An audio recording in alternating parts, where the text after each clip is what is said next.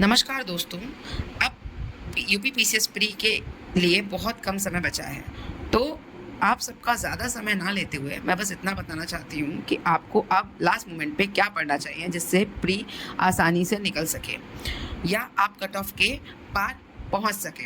सबसे पहले तो आपको करंट अफेयर्स पे बहुत अच्छी पकड़ बनानी है। बहुत अच्छी पकड़ से मतलब है कि पीडीएफ बहुत ज़्यादा जितने भी आपने अब तक पढ़ रखे हैं, जितने भी करंट से रिलेटेड पीडीएफ हो, घटनासार हो, आई वाली बुक हो, कोई भी बुक हो, आपको मल्टीपल रिवीजन करने हैं। Multiple revision in the sense 2 bar revise करके जाओ। जब आप एक बार रिवाइज़ करोगे तो आपको लगेगा चीज़ें टाइम ले रही हैं, ज़्यादा टाइम कंज्यूम हो रहा है।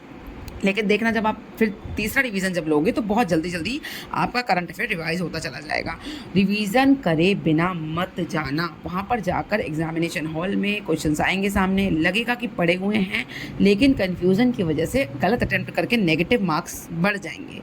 इसलिए जो भी सोर्सेज पढ़ी हैं उन पर भरोसा रख के उनका रिवीजन करके ज़रूर जाना। करंट सबसे पहला आपकी पिलर हो गया जिसको आपको स्ट्रॉन्ग करके जाना है, वो है आपका करंट। ठीक है, फिर आपने सेंसस पढ़ना है।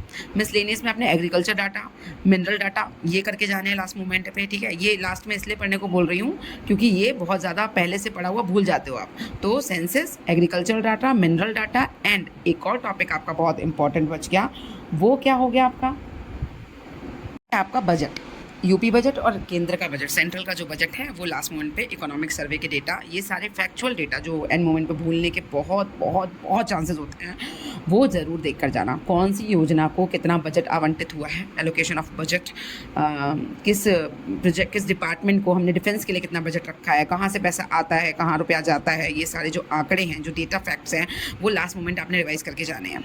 अब ये 7 दिन सिर्फ इन्हीं चीज़ों के लिए रखना। अब स्टैटिक पोर्शन जितना पढ़ चुके हो उतना पढ़ चुके हो, ठीक है। उसमें अगर तुम्हें कुछ लगता है कि इंपॉर्टेंट है जो भूल रहे हो या फिर चीज़ें रिवीजन करनी है, पॉलिटी के इंपॉर्टेंट आर्टिकल्स देख लो, इन्वायरमेंट छोटा सब्जेक्ट है उसे रिवाइज फटाफट कर लो।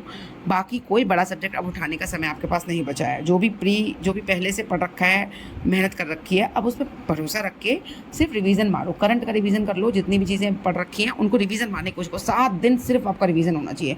ऐसा भयानक रिवीजन करो कि द डे वाले दिन, एग्ज़ाम वाले दिन आप चीज़ें भूलो नहीं, रिकॉल कर पाओ आसानी से। कम आपका फैक्ट्स और डेटा भूलने की वजह से क्वेश्चन कोई गलत ना हो। ठीक है, नहीं आता इट्स ओके, वो इंसान क्वेश्चन अटेम्प्ट नहीं करता, लेकिन आता हुआ क्वेश्चन गलत करना इस सुसाइड, वही इस एग्ज़ाम में आपको कट ऑफ से बाहर ले जाता है और कभी कट ऑफ के पार पहुंचने ही नहीं देता। वो मेरी या किसी की भी यही मिस्टेक रहती है, जो हम सिली मिस्टेक करके कट ऑफ के उस पार पहुंचने से हमेशा रह जाते हैं। और फिर फैक्टर होता है कि लक फैक्टर भी बहुत ज़्यादा रोल प्ले करता है।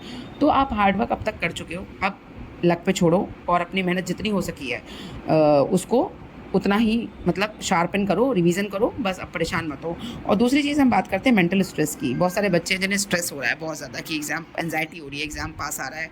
मेरे पास मैसेजेस भी आए थे कि बहुत ज़्यादा एंजाइटी और बहुत ज़्यादा स्ट्रेसफुल माहौल है, कि बहुत पेपर बहुत पास आ रहा है और अब ये ऐसा वैसा फील हो रहा है, क्या करें। तो सबसे इम्पॉर्टेंट चीज़ है, ये जेन्युइन अभ्यर्थी को होता ही है। एक एस्पिरेंट जो तैयारी कर रहा होता है ना, उसके साथ ये स्ट्रेस वाली समस्या आती ही है। लेकिन अब आपको अपनी तैयारी पे भरोसा रखना। आपने जो पढ़ा है वो पढ़ चुके हो, अब 7 दिन सिर्फ रिवीजन होगा, रिवीजन का ही रोल है। और दूसरी चीज़, आपको अपने लक पर भी थोड़ी सी चीज़ें छोड़नी पड़ेंगी।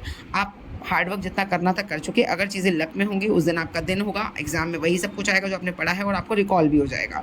और अगर आपका सिलेक्शन नहीं होना होगा तो चीज़ें आती हुई भी भूल जाती हैं, इसलिए मिस्टेक्स हो जाती हैं। तो आपने यही चीज़ें करनी है। और ये मेरा एग्ज़ाम से पहले लास्ट वीडियो है, कोई 2 दिन पहले का वीडियो नहीं, कोई दी एग्ज़ाम वीडियो नहीं। मैं बस यही बताना चाह रही हूँ कि उस दिन आपने 3 चीज़ें नहीं करनी। एक सिली मिस्टेक नहीं करनी, एक आता हुआ क्वेश्चन गलत नहीं करना और एक PYQ रॉन्ग नहीं करना। ठीक है, सिली मिस्टेक नहीं करनी, बिल्कुल नहीं करनी। OMR में सिली मिस्टेक क्या होती है, हमने B लगाया और OMR में हमने C भर दिया, ये नहीं करना। दूसरा, आता हुआ क्वेश्चन गलत नहीं करना, मतलब जैसे करंट अफेयर्स मैंने बुक्स में पढ़े थे और मुझे वहाँ पे रिकॉल ना हो पाने की वजह से मैंने गलत कर दिया, ये मत करना। और PYQ, जो आया हुआ क्वेश्चन पहले ही आयोग पूछ चुका है, उसको आप गलत करके नहीं आएंगे। अगर आपने 3 चीज़ें रोल प्ले कर दी तो आप इन हो जाओगे किसी भी तरीके से। आपको कट ऑफ क्लियर करने से कोई नहीं रोक पाएगा। ऐसा पेपर कोई नहीं बनता ना जो कट ऑफ क्लियर से, आपको टॉप नहीं करना है, इसमें कट ऑफ क्लियर करनी है। और कट ऑफ क्लियरेंस के लिए ना इतने क्वेश्चन उसमें होते हैं कि आप डुएबल तरीके से आपसे हो जाएं। ठीक है, हमेशा बस वही वाली बात है कि 2-3 चीज़ें जो हम सिली मिस्टेक्स हमारी हो जाती है, जिनकी वजह से हम कट ऑफ पे लटके रह जाते हैं, ठीक है? या तो बहुत ज़्यादा नंबर से रुक जाएगा पेपर या फिर कट ऑफ क्लियर ही कर जाओगे। तो ये चीज़ें माइंड में रख के जाना है एग्ज़ाम वाले दिन और बहुत काम होके पेपर देना, बहुत ही शांत मन से। देखो जो होना होता है वो हो जाएगा, लेकिन आप शांत रहोगे ना तो आप पेपर को एक अच्छा अटेम्प्ट दे पाओगे। जितनी मेहनत करिए उस पे भरोसा रखो, सबकी मेहनत अलग-अलग तरीके से होती है और सबको कोई ना कोई व्यवधान आता ही है। तो ये मत समझो कि आपकी तैयारी में ही कुछ डिस्टर्बेंस आ रही है, एंग्जायटी आ रही है, सबके साथ ये हो आपके साथ कोई स्पेशल कंडीशन नहीं है, सबके साथ है, वही कंडीशन सारे एस्पिरेंट फेस कर रहे हैं।